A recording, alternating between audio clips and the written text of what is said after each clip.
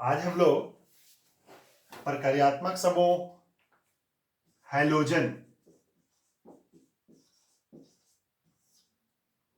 जिसे हम bond x के द्वारा सूचित करते हैं, जहां एक्स क्लोरीन को, ब्रोमीन को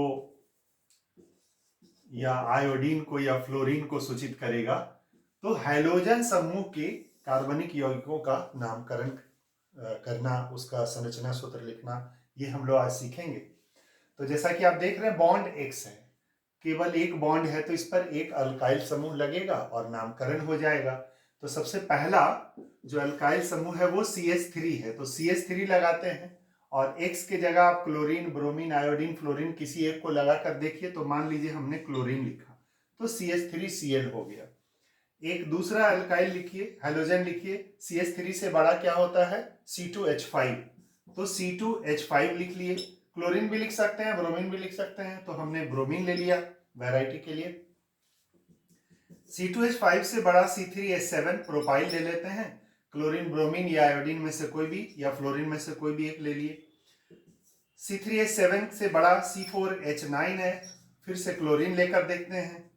तो ये हमारा हैलोजन का सूत्र हुआ, विभिन्न यौगिकों का सूत्र हुआ। नामकरण कैसे करेंगे? तो अब तक हमने ये देखा कि अल्कोहल में ऑल प्रत्यय लगा, अल्डिहाइड में अल प्रत्यय लगा, कीटोन में ओन प्रत्यय लगा, कार्बोक्सिलिक में ओइक अम्ल प्रत्यय लगा।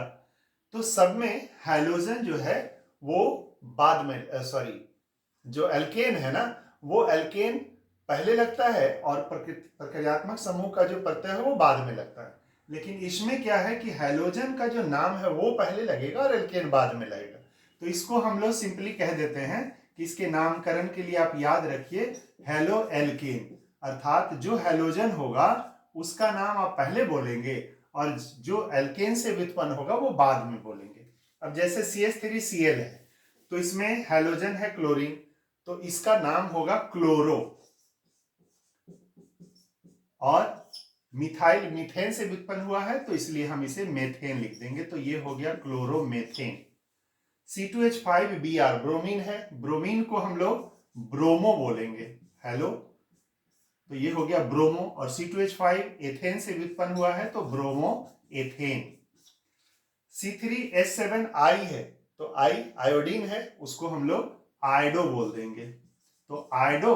और यहां देख लीजिए C3H7 जो प्रोपाइल है वो प्रोपेन से बना है, तो आयोडो प्रोपेन। उसी तरह से C4H9Cl है, फिर से Cl है, क्लोरो, अगर फ्लोरीन होता तो फ्लोरो ही कर देते हैं F, तो ये हो जाएगा फ्लोरो। और C4H9 ब्यूटाइल है और ये ब्यूटेन से बना है, तो फ्लोरो ब्यूटेन।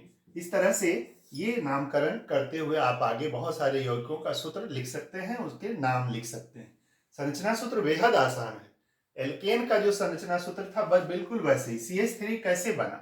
CH4 से बना, CH4 का ये सूत्र है।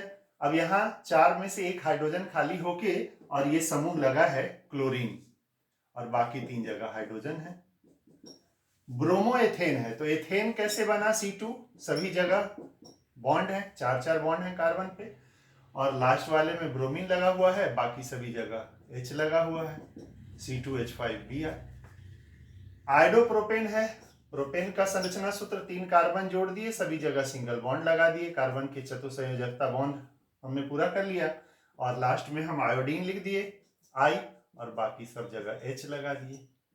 इसी तरह अगर एक और देख लीजिए, फ्लोरोब्यूटेन लिखा हुआ है, ब्यूटेन 4 कार्बन जुड़ता है, सभी जगह सिंगल बॉन्ड जुड़ते हैं, और अंत में आप फ्लोरीन लगा दीजिए F, और बाकी जगहों में H लगा दीजिए। तो इस तरह से आप हैलोजन के सभी यौगिकों के सूत्र, नामकरण और संरचना सूत्र बड़े ही आसानी से लिख पाएंगे। तो ये हैलोजन का हो गया, इसको आप प्रैक्टिस करें, फिर हम लोग आगे दूसरे समूहों के साथ मिलेंगे। तब तक के लिए धन्यवाद।